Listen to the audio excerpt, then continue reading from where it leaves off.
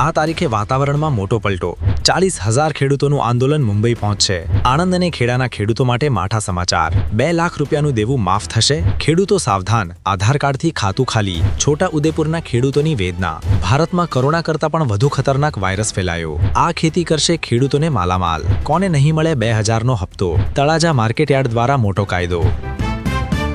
નમસ્કાર મારા વહાલા ખેડૂત મિત્રો અને ગુજરાતના ખૂણે ખૂણે વસતા ધરતીપુત્રો, સ્વાગત છે તમારું ખેડૂતોની પોતાની અને સૌથી વિશ્વસનીય ચેનલ ટોટલ કિસાન ખબરમાં। મિત્રો, આજે અમે તમારી સમક્ષ લઈને આવ્યા છીએ ખેતી અને ખેડૂતને લગતા 10 એવા ભયંકર અને મોટા સમાચાર કે જે સાંભળીને તમારા પગ નીચેથી જમીન સરકી જશે। આજનો આ વિડીયો દરેક ખેડૂત મિત્ર માટે જોવો ખૂબ જ જરૂરી છે, કારણ કે વાત તમારા પાકની છે, વાત તમારા રૂપિયાની છે અને વાત તમારા ભવિષ્યની છે। શું ફેબ્રુઆરી મહિનામાં ગુજરાત પર કોઈ મોટી આફત આવવાની છે? શું ખેડૂતોનું દેવું માફ થવાની કોઈ શક્યતા છે? અને બજારમાં એવો તે શું નવો નિયમ આવ્યો છે જેણે ખેડૂતોની ઊંઘ હરામ કરી નાખી છે? આ તમામ સવાલોના જવાબ તમને આજના એક જ વિડીયોમાં મળવાના છે। તો મિત્રો, વિડીયોમાં આગળ વધીએ પહેલા મારી તમને એક ખાસ વિનંતી છે। જો તમે હજુ સુધી આપણી ચેનલ ટોટલ કિસાન ખબરને સબસ્ક્રાઇબ નથી કરી તો અત્યારે જ નીચે આપેલું લાલ કે કાળું બટન દબાવીને ચેનલને સબસ્ક્રાઇબ કરી લો અને બાજુમાં આપેલું ઘંટડીનો આઇકન દબાવી દો, જેથી જ્યારે પણ અમે ખેડૂતો માટે કોઈ મહત્વના સમાચાર મૂકીએ તો સૌથી પહેલા તમને તમારા મોબાઈલમાં નોટિફિકેશન મળી જાય। અને હા મિત્રો, અમારો ઉત્સાહ વધારવા માટે આ વિડીયોને અત્યારે જ એક લાઇક કરી દેજો અને તમારા વોટ્સએપ ગ્રુપમાં શેર કરજો। તો ચાલો હવે શરૂ કરીએ સમાચારોનો સિલસિલો। સૌથી પહેલા અને સૌથી મોટા સમાચાર હવામાનને લઈને આવી રહ્યા છે। મિત્રો, ખેડૂતો માટે ફરી એકવાર આકાશી આફત તોડાઈ રહી છે। રાજ્યના જાણીતા હવામાન નિષ્ણાત અને ખેડૂતોના સાચા માર્ગદર્શક અંબાલાલ પટેલે ફેબ્રુઆરી મહિના માટે ખૂબ જ ચિંતાજનક આગાહી કરી છે। અંબાલાલ કાકાના જણાવ્યા મુજબ આગામી તારીખ 4 થી 6 ફેબ્રુઆરી દરમિયાન ઉત્તર ભારતમાં એક મજબૂત વેસ્ટર્ન ડિસ્ટર્બન્સ સક્રિય થવા જઈ રહ્યું છે। તમને એમ થશે કે ઉત્તર ભારતમાં ડિસ્ટર્બન્સ હોય તો આપણને શું? પણ મિત્રો, સાવધાન થઈ જજો, કારણ કે આ વેસ્ટર્ન ડિસ્ટર્બન્સના કારણે ગુજરાતના વાતાવરણમાં મોટો પલટો આવશે। રાજ્યના અનેક વિસ્તારોમાં કમોસમી વરસાદ એટલે કે માવઠું પડવાની પૂરેપૂરી શક્યતા છે। હવે વાત કરીએ કે આની અસર કોને થશે, તો અત્યારે ખેતરોમાં રવિ પાક લહેરાઈ રહ્યો છે। ખાસ કરીને જે ખેડૂત મિત્રોએ જીરું, ઘઉં, રાયડો અને ચણાનું વાવેતર કર્યું છે તેમના માટે આ સમયગાળો ખૂબ જ જોખમી છે। જો આ સમયે માવઠું થાય અથવા વાદળછાયું વાતાવરણ રહે તો જીરુમાં કાળિયું આવવાની અને ચરમી આવવાની ભીતિ રહેલી છે। આ ઉપરાંત અંબાલાલ પટેલે એમ પણ જણાવ્યું છે કે માવઠાની સાથે સાથે કાતિલ ઠંડીનું એક નવું મોજું ફરી વળશે। આ ડબલ ઋતુના કારણે પાકને તો નુકસાન થશે જ, પણ સાથે સાથે પશુઓના સ્વાસ્થ્ય પર પણ અસર પડી શકે છે। સૌથી વધુ ચિંતાનો વિષય દક્ષિણ ગુજરાત અને સૌરાષ્ટ્રના બાગાયતી ખેડૂતો માટે છે। જે ખેડૂત મિત્રો આંબાની ખેતી કરે છે તેમના માટે આ સમય સોના જેવો છે, કારણ કે અત્યારે આંબા ઉપર મંજરી એટલે કે મોર આવવાની સિઝન ચાલી રહી છે। હવામાન વિભાગના જણાવ્યા મુજબ જો આ સમયે કમોસમી વરસાદ પડે કે હવામાં ભેજનું પ્રમાણ વધી જાય તો આ મંજરી કાળી પડી શકે છે અથવા ખરી પડે છે। જો આવું થાય તો આવનારી કેરીની સિઝન નિષ્ફળ જઈ શકે છે। તેથી ખેડૂત મિત્રોએ પાક સંરક્ષણ માટે અત્યારથી જ કૃષિ નિષ્ણાતોની સલાહ લઈ જરૂરી દવાનો છંટકાવ કરવા તૈયાર રહેવું પડશે। હવે બીજા સમાચાર તરફ નજર કરીએ જે મહારાષ્ટ્રથી આવી રહ્યા છે, પણ તેની ગૂંજ આખા દેશમાં સંભળાઈ રહી છે। મહારાષ્ટ્રમાં ખેડૂતોનો રોષ 7મા આસમાને પહોંચ્યો છે। તારીખ 25 જાન્યુઆરી 2026થી એક ઐતિહાસિક લોંગ માર્ચની શરૂઆત થઈ છે। નાશિકથી લઈને મુંબઈ સુધી હજારો ખેડૂતો પગપાળા ચાલીને સરકાર સામે વિરોધ નોંધાવી રહ્યા છે। ઓલ ઇન્ડિયા કિસાન સભાના નેજા હેઠળ નીકળેલી આ રેલીમાં 40,000 કરતાં પણ વધારે ખેડૂતો અને ખેત મજૂરો જોડાયા છે।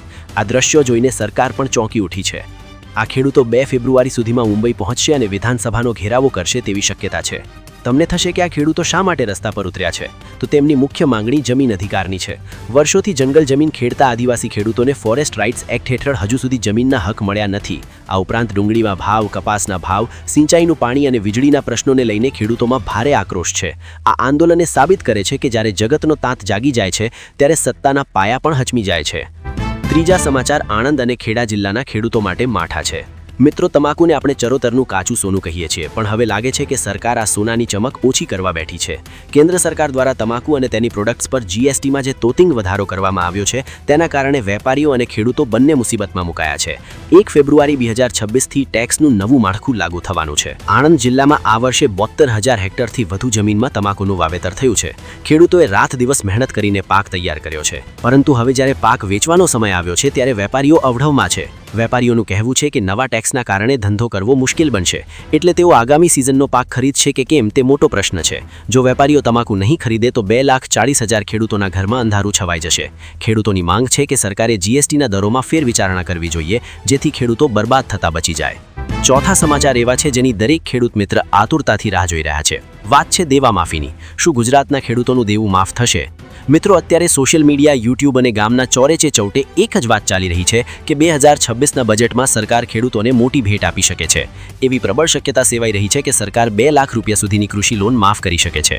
તમને જણાવી દઈએ કે હાલમાં જ ઝારખંડ અને તેલંગાણાની સરકારે ખેડૂતોના દેવા માફ કરવાનો નિર્ણય લીધો છે. તો હવે ગુજરાતના ખેડૂતો પણ સરકાર પાસે મીટ બાંધીને બેઠા છે. જો કે ટોટલ કિસાન ખબર ચેનલ તમને સ્પષ્ટ કરવા માંગે છે કે હજુ સુધી ગુજરાત સરકાર કે કોઈ મંત્રી દ્વારા આ અંગે સત્તાવાર જાહેરાત કરવામાં આવી નથી. અગાઉ સરકારે 10,000 કરોડનું પેકેજ આપ્યું હતું, પણ સીધી લોન માફી વિશે હજુ કોઈ ઓફિશિયલ પરિપત્ર નથી. પણ ફેબ્રુઆરી મહિનામાં જ્યારે બજેટ રજૂ થશે ત્યારે દૂધનું દૂધ અને પાણીનું પાણી થઈ જશે. ત્યાં સુધી ખેડૂત મિત્રોએ ખોટી અફવાઓથી દૂર રહેવું અને સાચી માહિતી માટે આપણી ચેનલ જોતા રહેવું. 5મા સમાચાર સાવધાનીના છે. મિત્રો, જો તમે મોબાઈલ વાપરતા હોવ અને આધાર કાર્ડથી પૈસા ઉપાડતા હોવ તો ચેતી જજો.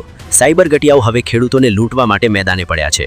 કચ્છથી લઈને ખેડા સુધી એક નવો જ ફ્રોડ સામે આવ્યો છે. આ ઠગબાજો ખેડૂતોના આધાર કાર્ડનો ડેટા ચોરી કરે છે અને સિલિકોનનો ઉપયોગ કરીને તમારા અંગૂઠાનું ડુપ્લિકેટ નિશાન બનાવે છે.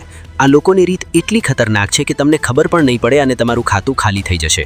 તેઓ સૌથી પહેલાં તમારું સિમ કાર્ડ બંધ કરાવી દે છે અથવા પોર્ટ કરાવી લે છે, જેથી જ્યારે બેંકમાંથી પૈસા ઉપડે ત્યારે તમને કોઈ મેસેજ કે ઓટીપી આવતો નથી. અને જ્યારે તમે બેંકમાં પાસબુક ભરવા જાઓ ત્યારે ખબર પડે કે લાખો રૂપિયા ઉપડી ગયા છે. મિત્રો, આનાથી બચવા માટે તમારે એક કામ કરવાનું છે.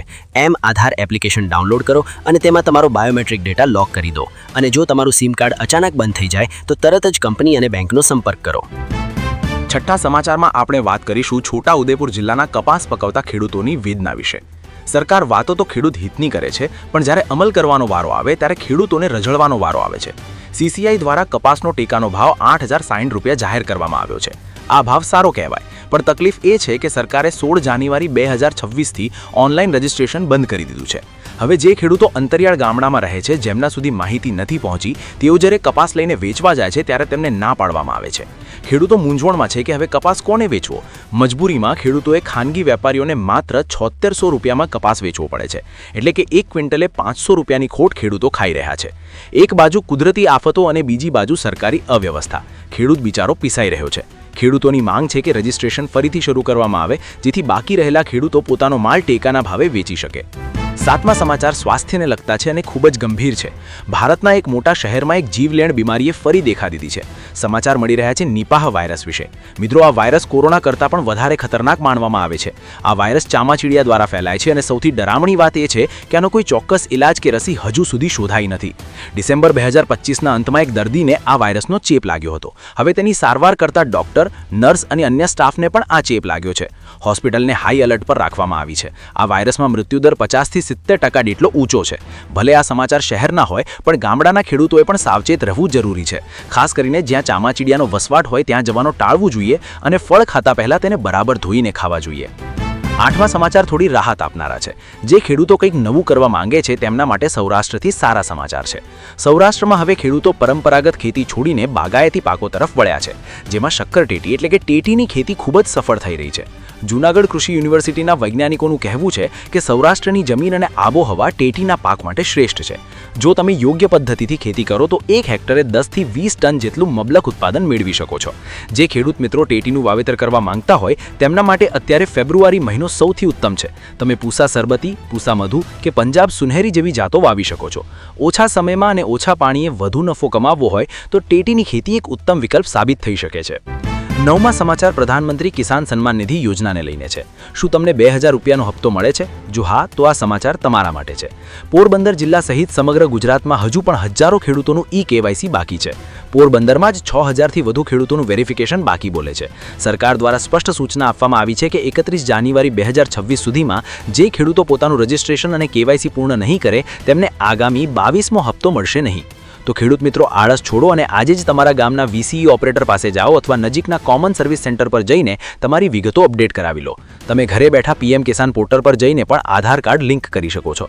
યાદ રાખજો, 31 તારીખ છેલ્લી છે, પછી તમે કહેતા નહીં કે હપ્તો કેમ જમા ન થયો.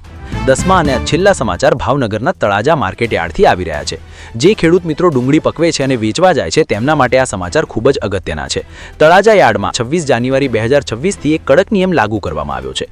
યાર્ડના સત્તાધીશોએ નિર્ણય લીધો છે કે હવેથી ડુંગળી માત્ર કંતાન એટલે કે શણના કોથળામાં જ લાવવાની રહેશે. જો કોઈ ખેડૂત પ્લાસ્ટિકના બાચકા કે પ્લાસ્ટિકની થેલીમાં ડુંગળી લાવશે તો તેને યાર્ડમાં પ્રવેશ આપવામાં નહીં આવે અને તેની ડુંગળીની હરાજી પણ કરવામાં નહીં આવે. આ નિયમ એટલા માટે બનાવ્યો છે કારણ કે પ્લાસ્ટિકમાં ડુંગળી બફાઈ જાય છે, ગરમી પકડે છે અને જલ્દી બગડી જાય છે, જેના કારણે ખેડૂતોને ભાવ ઓછા મળે છે. તો ખેડૂતોના હિતમાં અને પર્યાવરણના હિતમાં નિર્ણય લેવાયો છે. તો હવેથી તળાજા યાર્ડમાં જતા પહેલા કંતાનના બારદાનની વ્યવસ્થા ખાસ કરી લેજો. તો ખેડૂત મિત્રો, આ હતા આજના 10 સુપરફાસ્ટ અને કામના સમાચાર. આશા રાખું છું કે આ માહિતી તમને ખૂબ જ ઉપયોગી સાબિત થશે. મિત્રો, અને ખેડૂતો માટે રાત દિવસ મહેનત કરીને સાચી માહિતી શોધીને લાવીએ છીએ. તો બદલામાં તમારી પાસે માત્ર એક લાઇક અને સબસ્ક્રાઇબની આશા રાખીએ છીએ. જો તમને આ વિડીયો ગમ્યો હોય તો કોમેન્ટમાં જય જવાન જય કિસાન જરૂર લખજો અને આ વિડીયો તમારા દરેક વોટ્સએપ ગ્રુપમાં શેર કરજો, જેથી બીજા ખેડૂતો પણ માહિતગાર થાય. ફરી મળીશું નવી માહિતી સાથે નવા વિડીયોમાં. ત્યાં સુધી જોતા રહો ટોટલ કિસાન ખબર. આપનો દિવસ શુભ રહે. જય હિન્દ, જય ભારત.